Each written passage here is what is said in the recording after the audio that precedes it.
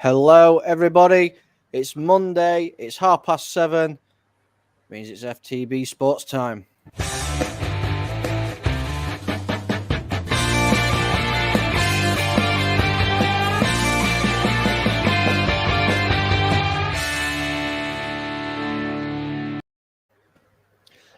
I am joined today by Bobby and Ian. How are you guys? Yep, good. Yeah, good thanks. How are you? Good. I'm not doing too bad. I'm feeling a lot better now. So it's going to be a very short, quick one because obviously there's a game on tonight, and I think quite a lot of us are wanting to watch that game. So we'll get straight into it. First game, obviously, we're going to go into is Aston Villa versus Everton. Aston Villa coming out 2-1 winners. Goals by Ings, and I can't pronounce his name at all. Buendia, I'm going to say. Buendia. Yeah, that's the one. Yeah. Buen dia. It's like good day in Spanish. Good buen dia. Good day. Okay, Buendia and the Digne own goal, giving Everton their goal. Watkins getting 2 assists in this game as well. I just want to get your thoughts on this game. How the two teams faring so far in the season? Yeah. I've watched Everton 2 weeks running now. That must be the most I've ever watched them. We've been on the telly and I've watched Everton 2 weeks running. The first thing I'd say is that it's at this stage of the season when if you're a supporter, you think, shit, the luck's gone against me. Last week, we were lamenting Everton losing, who's the right back who got the broken leg? Godfrey. And they'd had a really, really bad run of injuries. And then lo and behold, is it Juan Carlos, the new centre-back for Aston Villa, who I thought looked really, Diego Carlos, who looks really good all game. He really looked like the real deal. Now he's busted his bloody Achilles. He's going to be out for a year. So if I'm a fan of those two teams, I would put my head in my hands and worry for my season.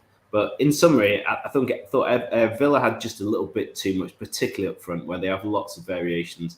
Ings, Watkins looking fantastic, and Buendia. He came on in the first game that I watched and turned it a bit, and this one he was great in. So they're starting to get their act together. Coutinho went off and hasn't looked like the real deal. But I would say for any Everton fans, I think you've got lots of hope. I worried about Frank Lampard, but he's absolutely generated spirit in that team. In Gordon, and I thought it was interesting that Chelsea put in some kind of interest today or whatever. He is a very special player. I think they've got themselves a future superstar in him. But Onana looks really good signing. I think Everton will be fine. They won't get in the top half, but they'll be fine. And Villa, they've got a lot of it. You look at their players on paper, and they look really good. They just need to get their shit together, really. Yeah. It's pretty much all I can say about them as well. Apart from Everton, I'm sure they'll sell in 2 more players before the end of the window. 1 striker's guaranteed they have to. Villa, they're going to have to buy a new centre-back now. Can't go without Diego Carlos. That means you've got Mings permanently. So, no, that's not happening. I think Villa will finish higher above Everton. I think Everton will be about 15th, maybe. But, yeah, this game was all right. It wasn't the greatest game, but yeah, I think they'll be both fine, to be honest. Yeah, I've got to agree. I don't see either one of them being in trouble at the end of the season.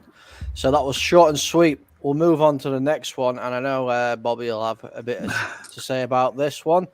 Arsenal 4, Leicester City 2. Goals coming from Jesus. He got 2. Xhaka, Martinelli. Leicester's goals coming from Maddison and a Saliba own goal. We'll come to you first, Bobby. Opinions on this game? Okay, positives. I will say Jesus fits into the Arsenal setup brilliantly. Martinelli is looking better and better every game he seems to get through at the moment.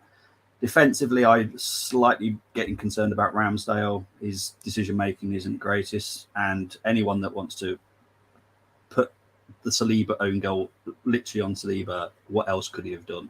He needs to get ahead on it. It was just unlucky. own goal that was. But yeah, overall, and to be fair, I don't like Xhaka, but to be fair, he's actually playing pretty well for Arsenal at the moment. But yeah, that's all I can say about Arsenal, because yes, we beat Leicester, but Leicester are a wounded animal right now, so that's probably not that hard, to be honest. Yeah, I didn't see all the game, but I'm going to be consistent right from the very beginning. I think if Gabriel Jesus stays fit, he's going to be fantastic. He's got great touch, great turn, and he's a lovely fella who fits in with a team of humble players, which is good. If he stays fit, and you can record me on that. If he stays fit, he hasn't got the best record in the world. I'm going to be really consistent. I said that. Depends where he plays Zinchenko. If you're going to play him left midfield, then he's not a bad player. But if you're going to play him at left back, you better watch yourself, because he is vulnerable. And actually, lo and behold, I can't remember which of the goals it was, but Zinchenko did as Zinchenko does at City, which Pep wouldn't put up with. He loses concentration and the ball goes past him, over his head, roundabout. He's not the best defender on that left-hand side, saying that. But I think Arsenal got truckfuls of options now. It's all about the depth. You look at those three centre-backs, and I like all three of them. And you've still got Tomiyasu to come in at right back, and a couple of options at left back. I'd love City to nick Tierney off you, but I'm not convinced still. Arsenal would let him go, but I think he's a great player. I'd love any decent left back at City. And yeah, just if Arsenal are vulnerable, I like the idea of Keita being one of our. Is Keita the lad that's re-signed? Yeah, up front. Oh, Nketiah. Yeah, Nketiah. Yeah. I like the one of our own aspect, and the fact that he's a young lion and all that sort of stuff. And I hope he does good, but I've never been totally convinced. No, so all I'd say is you won Gabriel Jesus injury away from a tough time. Yeah. Well, yeah, could have said it better myself. Can we see, possibly, I've heard it on a few channels, Arsenal fans are getting a bit giddy, a title push this year? No. I think you could finish one place further up than you did last season. That's about it. Yeah. And we haven't actually answered the Leicester one. Be careful. Tillemans I've never rated. I think he is... he doesn't break up play well enough. I think he's a bit lazy tracking back. I honestly, I'd take Xhaka over him for all his misgivings any day of the week there. I wouldn't take Tillemans and spend your money on Tillemans. But at Leicester, Rodgers didn't look like a happy guy. Fofana, reading out tonight, is getting more and more unsettled. It doesn't look good at Leicester. It doesn't. There's something there that really doesn't feel. It feels like a club where the wheels could come off. Yeah. Yep. It certainly does. And Rodgers has got a lot of pride. He's a very career-driven guy. Before those wheels come up off, he will get a flavour and he'll walk. He'll resign. He's got enough money in the bank or whatever, and he's got to keep he's got to protect his CV. And I would feel confident he would, he could walk away from there. Well, yeah. If he needs to walk away, he will walk away. We know that already. You can see he's not one to be messed about. I just want to give a big shout out to Matthew Bassett. He's saying big up to everybody on the show. Big up, Matthew. Hope you're doing well, mate. The next game, a very, very dull game. Personally, in my opinion, Brighton and Hove Albion 0, Newcastle United 0. I watched the match of the day. Brighton seemed like they were on top, but lacking that killer touch that they had last week against Manchester United. Is it something that they should be concerned about? Either team not scoring a goal in this game. If they're selling Maupay, which, as far as I'm concerned, they are, surely that means they're getting a striker. I know they've got Undev from USG, from Belgian League, but surely they must be getting another striker if they're selling Maupay. Surely. You can't rely on Danny Welbeck's fitness, even though he's played lovely. The first two games of the season, good old Danny Welbeck has looked like a man reborn up front there, and Lallana. And it's lovely to see those two veterans playing like kids again, showing us actually all the talent that we've missed because of their injuries over the years. As a purist, I've really enjoyed seeing those two rip it out. It was probably a boring game, but actually I think they're two well-matched teams. Brighton are bloody good, well-disciplined, well-managed, well-organised. And Newcastle, these two will finish in the top half. Not European, but I think they'll finish in the top half reasonably easily. And the question I would put is, when United are looking for players and everyone's looking for an exciting player, why isn't anyone linked with Trossard? He's a magic player. He's a magic player. Why? I don't understand it. I can't get my head around why Trossard's still at Brighton. Man United won't go for him because he's a good player. He's not a big name, though, is he? He's not an exciting player. He's not an exciting name. Well, neither's Martinez. He's an Arsenal kind of player. He's a Newcastle. Who else would take him on there? Because he's not going to leave for anyone less than where he's at the moment. If you're strengthening at Villa, you look at Trossard. Yep, you would. Yeah, I just think of all the whole summer, I can't remember a single club being linked with him, which surprises me. Yeah, I don't think anybody has been linked with him, and I don't think we'll see any links. Although it's transfer window's not over yet, you might see United throw in a desperation bid for him at some point. We're going to go on to the next game. They don't need to sell anyone, really. Well, no, they don't. But the next game, Manchester City 4, AFC Bournemouth 0. Goals from Gundogan, De Bruyne, Foden, and an own goal from Lerma. Haaland on the assist sheet instead of the goal-scoring sheet. I'm going to come to you first, of course, Ian. What do you make of the game? A lot has been jokingly made about how, I don't know, was it 7 or 9 touches that Haaland had in the whole game, and you'd have thought he would have filled his boots against Bournemouth, but it was. I watched all the highlights. I listened on the radio as it was going down, and it was beautiful. City finished them off in the first half. They could substitute players in the burning heat. They were saying it was like something like 38 degrees there in Manchester pitch side when they kicked off at 3:00. So hopefully there was no injuries. It was a very clean, clinical performance. And Scotty Parker out there said today it's the best team he's ever seen in his life. And all I'll say is that I don't want to lose Bernardo Silva. I think making Gundogan is a club captain was a bloody good decision. And again, let's pray Kevin De Bruyne never gets injured, because the guy is, why isn't he up there in Ballon d'Or? I don't get it. He's the finest player in the Premier League, certainly in midfield, is he not? I'll pass it over to you, Bobby.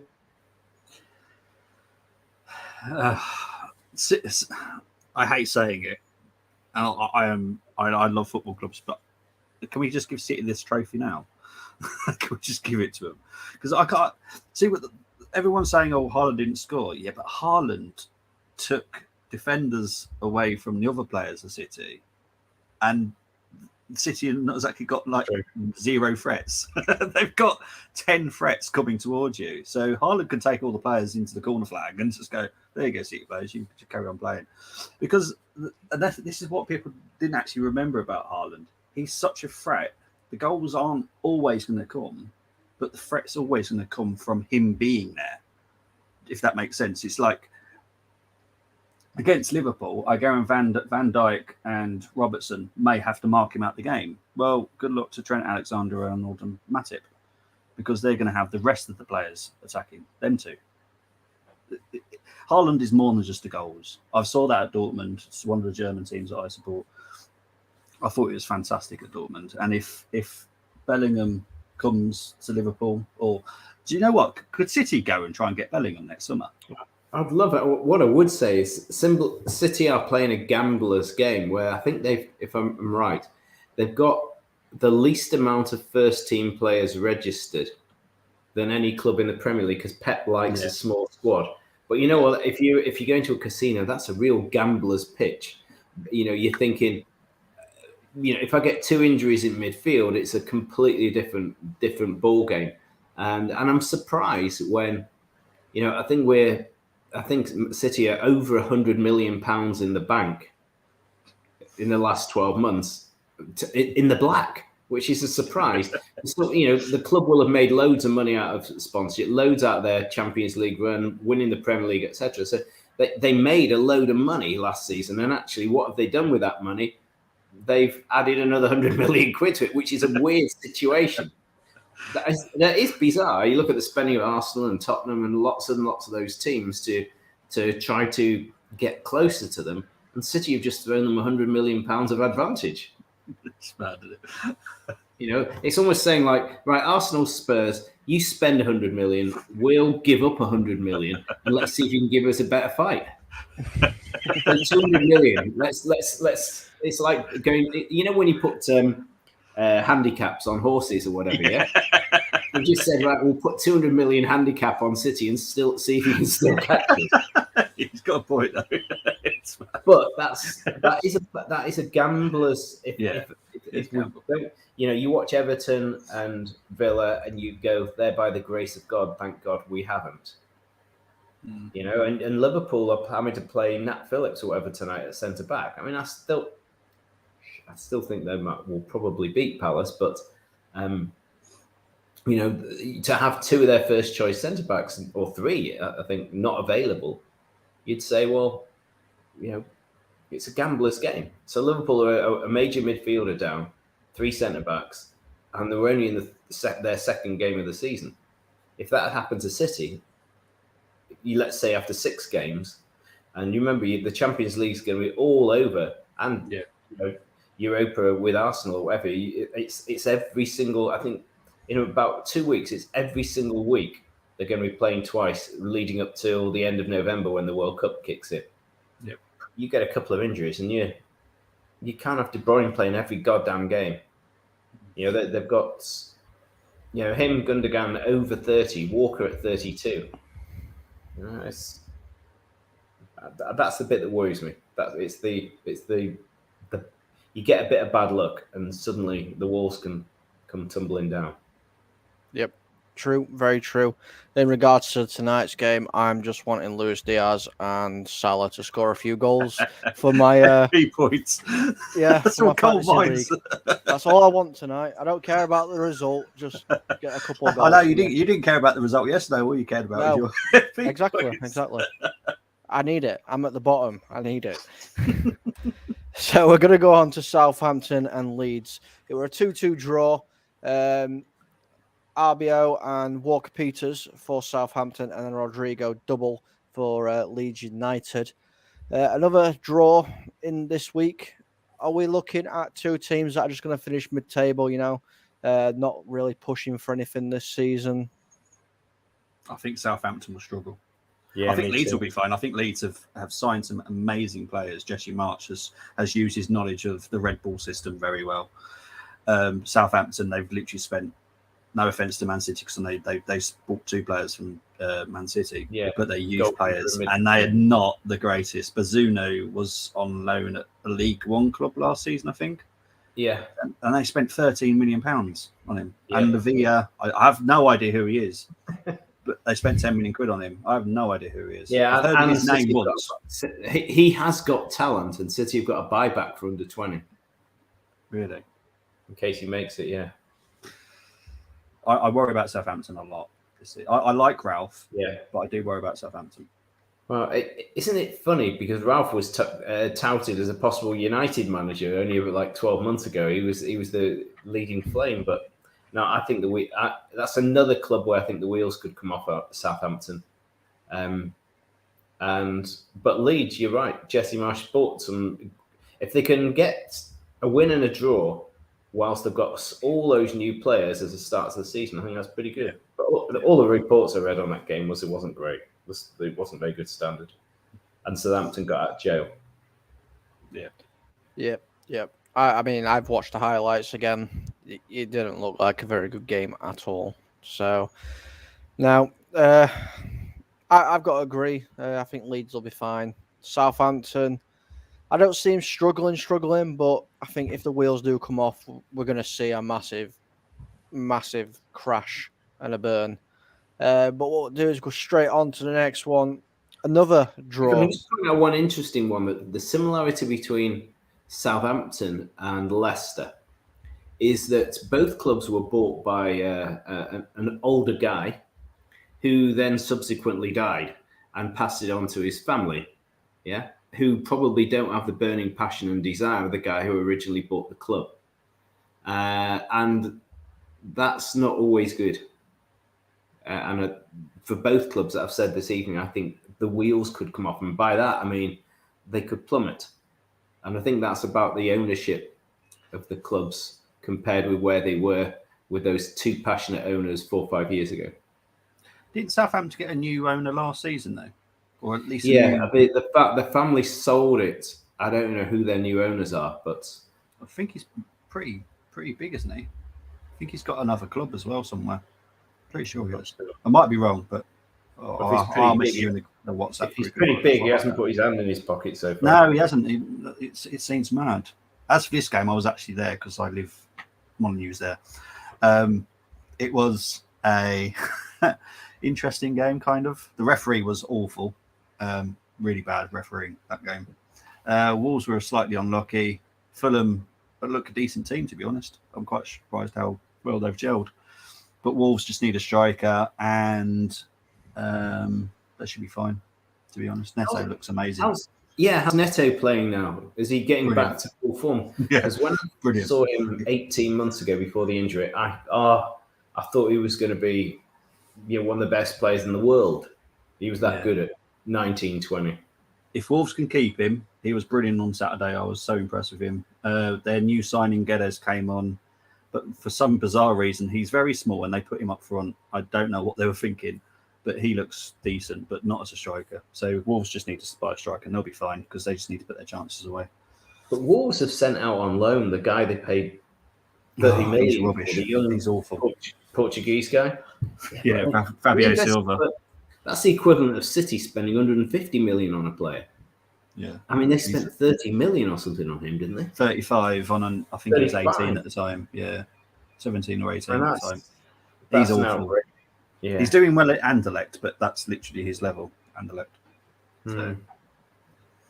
I only read reports on that game, really, and it was aimed at Fulham when they said it was a completely different team than the previous week. Fulham played a major pressing game against Liverpool with high energy and didn't at Wolves. Sat back.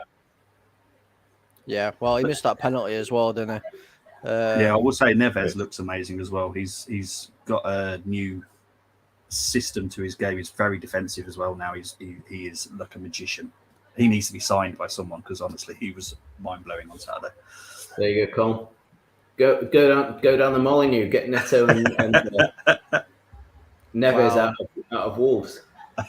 Well, I don't know what's happening, and this is the worst time to be a Man United fan. I'm on here with a City fan and an Arsenal fan, and we're talking about the absolute car wreck of a shirt. That. I mean, Man United, the wheels have come off, the steering wheel's out of the window, there's no doors on the car, the engine's halfway up M62 somewhere. What the hell is going on? I mean, I'm still angry. I am fuming still. I can't tell. Those running stats, Colm, those running stats, was it something like each player ran, I don't know, 8 kilometres less than their equivalent? In total, Brentford ran 13 kilometres further than Manchester United. 13. That is absolutely ridiculous. I'm trying to remain as calm as I possibly can be, but I am fuming. I mean, credit to Brentford, they completely made Man United play into their style. They made them play into what they want to do. Goals from De Silva, Jensen, me, and Mbeumo. If you've got a fragile confidence, De Gea just took it all away. I mean, that mistake by De Gea for a team that was reasonably fragile, that's just smashed them. It was always going downhill after that. And I always look back and wonder, let's say that hadn't gone in. That put Brentford's tails up. That put United's tails down. Could it have been any different? No. Probably not. No. Honestly, I have no faith whatsoever in those players. None. I didn't see anyone in the United team. Would you put your youngsters out there? I'd rather us play our youngsters. Yeah. Honestly, at least they'd show passion. Oh, I've got to ask you, what's your thoughts on the James Garner selling? Do you know what? I literally want to go and find whoever's authorised this deal and just slap them. Because why? He's one of the most promising youngsters we've got. Why? Where's he going? Did you see him last season? I saw him a bit last season. Permanent move to Forest.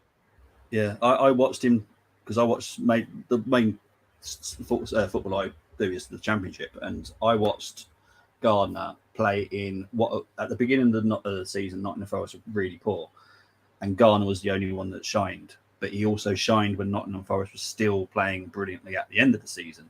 And I cannot believe that you guys are selling him. I'd give him another loan. I'm not saying he's ready now, but another loan, and he'll be ready for your next season. Guarantee he'll be brilliant. Brilliant player. And it's a done deal. He's going. Yeah, by the looks of it, yeah. Yeah, looking that way. Wowza. I just don't know what to do with this. Oh, I thought Hannibal's meant to be going out on loan as well. Yep. Hannibal's meant to be going out on loan as well. I know Aaron Wan-Bissaka's leaving. There's only Elanga left that you could let out on loan and be utterly humiliated because I liked him last season.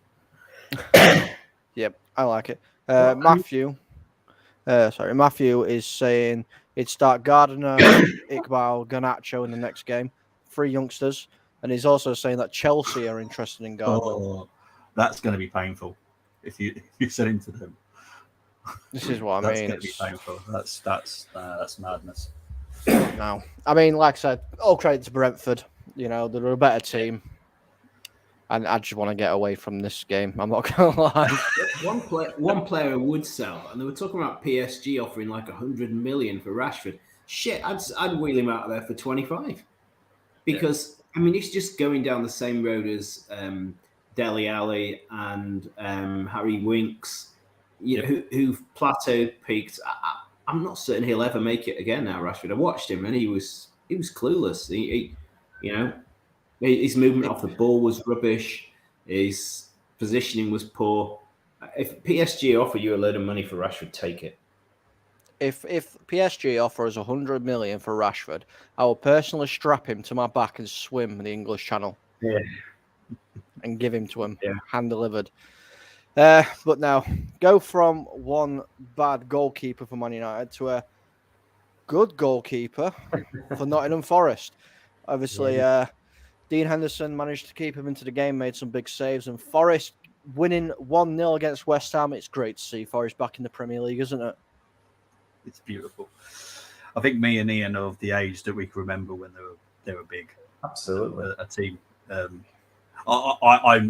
I was very, and I know this probably pain both of you, but I was happy to see Leeds back in the Premier League, and I was very delighted to watch and see Forest back because it's something that I'm used to. I'm used to seeing them big boys there, and to be honest, they were brilliant. And the signings that they've made since that win have been amazing as well. So yeah, they're going to be I reckon they'll be low, probably about 14th. I reckon they'll have a decent season, but not amazing, but decent. West Ham, they need to worry about themselves. Really do. Yeah. Credit to Forest. They've got themselves promoted, from the last position that they could have done. And their owners are putting it all on the line to support Steve Cooper. He did say that he lost 6 loanees, so actually he'd got to take on 6 or 7 players just to stand still. But I think Steve Cooper's like Potter at Brighton. What? He's watching Liverpool. Yeah, sorry, I'm watching the game. Sorry, that was quite close. All right. I rate the manager. I rate their owners who back there. They bought sensible players. I wish Nottingham Forest really well. And going back in time, if I could pick one Forest player I loved watching, was John Robertson. I just thought he was a god of a winger. There you go. Moving on. I have no idea who he is, to be honest. Come on. John Robertson played wing in the Cloughie days. Cloughie's favourite phrase was "get it out to the fat guy." And he'd stand there. Honestly, his wing play, if you ever get to watch him on YouTube, he'd be stood there inviting the tackler in and skip round them. There was nothing at pace. He was a fat guy with magic feet.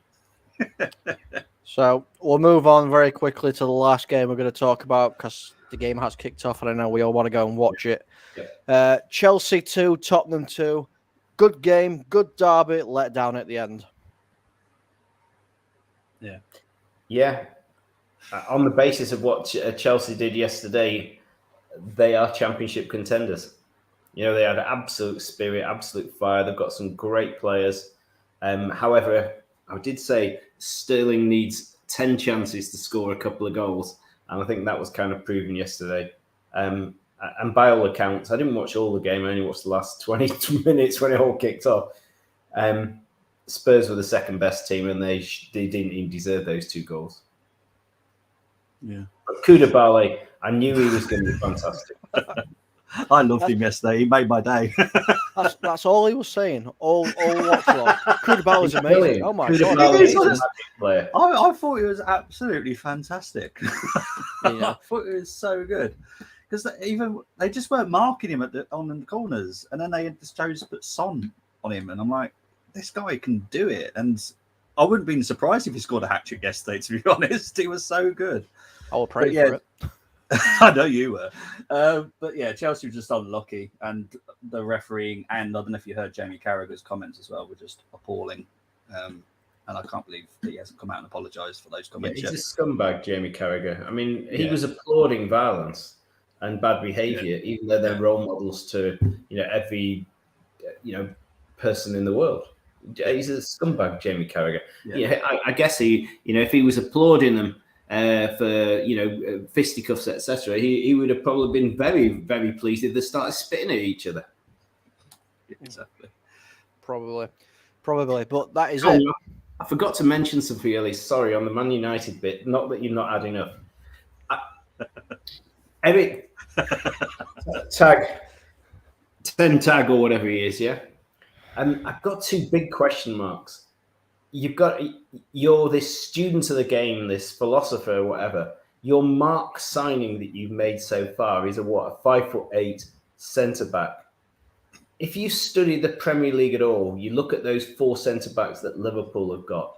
You look at Koulibaly coming into the Premier League. You even look at the centre-back City have got. If you understand the Premier League one iota, one little bit, why the hell would you sign a 5'8" centre-back if you knew a damn thing about the Premier League? He will be targeted. Likes of Mikel Antonio will be salivating like Pavlov dog with the prospect of running against him. They will target him. They will take him out. What is he thinking? And the second one I want you to say was, what was he thinking playing Eriksen as a defensive midfielder? I worry now. I thought he was a genius as well, but those 2 decisions are a bit shit. I can answer one of them. I can answer both, really. I don't think Martinez is going to be an issue. I just don't think I don't think he can play in certain games. So games against your big, tall strikers, he can't play, I'm afraid, which is going to rule him out for quite a few games. And I understand that.